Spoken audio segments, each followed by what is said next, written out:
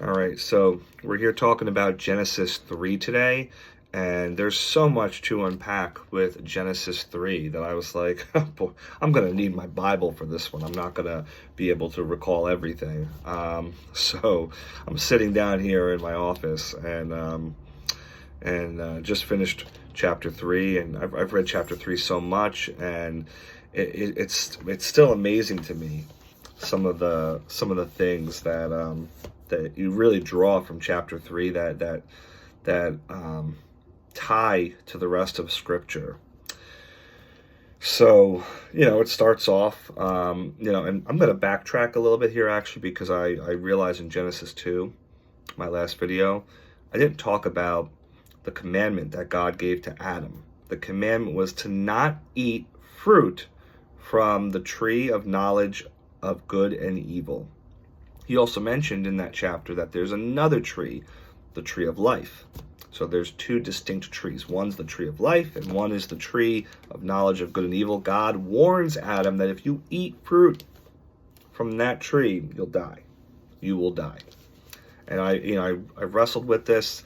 Why did God put the temptation right there in the garden for him? Couldn't he have just locked it away? And the truth is, I think the mystery of our creation and why we were created, and more of that's going to come into picture as we continue to read the scriptures. But God needed to see if we would listen. That's what I'm looking at. Is God needed to see if we would be obedient.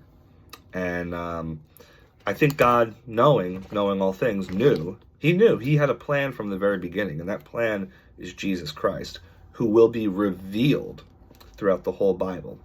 But if that's a question you've been wrestling with, as far as like, why did God put the temptation right there in the garden? And the truth is, it sets up our need for Jesus Christ. It glorifies Jesus Christ the Son. Skipping ahead a lot, but let's dive into Genesis 3 right here. We see a snake, a serpent, is the representation of Satan, God's enemy. This is where we first see that God has an enemy in the serpent.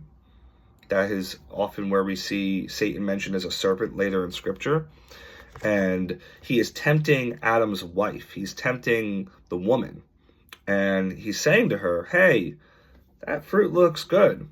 And she's like, whoa, hold on there. God said I wasn't supposed to eat that.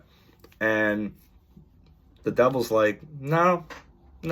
He just doesn't want you to eat it because you're going to have knowledge. You're going to be wise like he is. So, the tree is called the knowledge of good. It's the tree of knowledge of good and evil. And certainly when she does eat it, when her and her husband do eat it, their eyes are opened and they start to realize all these things. They become knowledgeable. God even acknowledges it later. But so the enemy, that tells me right there, the enemy will tempt us and will get us to slip into sin with some truth. There's always going to be some truth mixed in with his message to us. But there's also going to be a great deception too as well, because he's telling Eve, he's telling her that, hey, you're allowed to eat this. But she goes ahead and she eats it. And then she gives it to Adam, and he eats it too as well, which is like, He just goes ahead and he eats it. He says, oh, well, she ate it. I guess I'm going to eat it too. So right there and then, it's kind of like, where's the responsibility? Where is the responsibility? So we're going to, he could have stopped and said, whoa, Eve, or, what did you do? What have you done? Why'd you eat the fruit? But no, he just said, all right, I'm going to eat it too as well. So then God, finds out what's going on. He finds out what's going on, says, what have you guys done? So Adam and Eve realized that they were naked, and they covered themselves with fig leaves. God later on replaces those fig leaves with tunics of skin. So a tunic is like, I guess like a shirt or like a dress, and it's made from skin. So right there, this is foreshadowing that in order for us to cover our shame, to cover our nakedness, fig leaves are not enough. We need skin. And what's the difference between fig and skin? Something had to die for them to have the skin. Something had to die in place so they could be covered of their shame.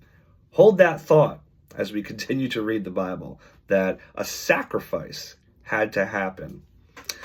See where I'm going with it if you know Jesus. Anyway,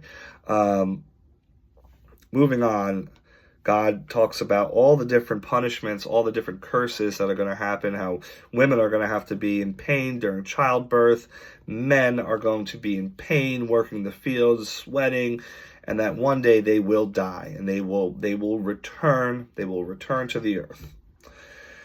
So he curses the ground too. God said, curses the ground because of you. You're going to eat from it with pain all your life. There's going to be thorns and thistles. I can't imagine a rose bush without thorns, but could have been the case if it wasn't for the first sin. But ultimately, Adam here, he said, this is one thing I wanted to call out. Lord says, the man said, the woman you put here with me. Yeah. So if you go to verse 12, God's saying, what have you done? You ate from the tree I commanded you not to eat. The man says, the woman you put here with me, she gave me some fruit from the tree and I ate it. So right away, the man is saying, don't blame me, blame her. Does that sound familiar? If you're married, it might. So that's just going to show you that it is sinful. It is sinful when a man says, I'm going to go point the blame, I'm going to shift the blame onto the woman. That is sinful. And I'm not saying it's not sinful what the woman did. The woman was deceived. But there's a hierarchy. There's an order in which God created. He created man first, then he created woman. So, we read through the rest of Scripture that the man has a certain level of accountability over his wife. He's got accountability over his family. So, if God were to, say, hey, guys, what have you done? He would look to the man first and say, what have you done? What has your family done? What have your kids done? What have you done? So it all falls on the man. There's accountability that men need to have, and I don't see that happening too much in the church today. I don't see that accountability where men are really taking responsibility and accountability for their actions, for the state of their family, for the state of their children. Men need to own the accountability, the role that they play. It is spiritual head of the household. That is what they are. And it starts here in Genesis 3. This is the foundation, folks. This is the foundation. You need to have a foundation in Genesis.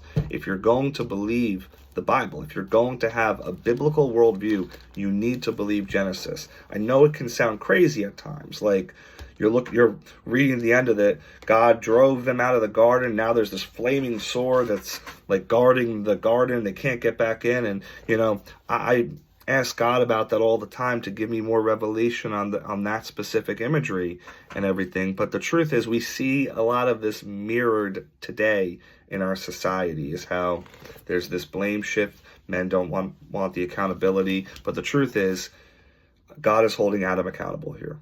He's holding him accountable, and Eve too as well. But this is one of my favorite chapters of the entire Bible, Genesis 3. That's why this video is one of the longer ones. But we're going to go into Genesis 4 next. So you're going to want to watch that blog, because that's also another big one too as well. This is one of my favorite chapters of the entire Bible, chapter 4 as well. So I'll see you next time for chapter 4.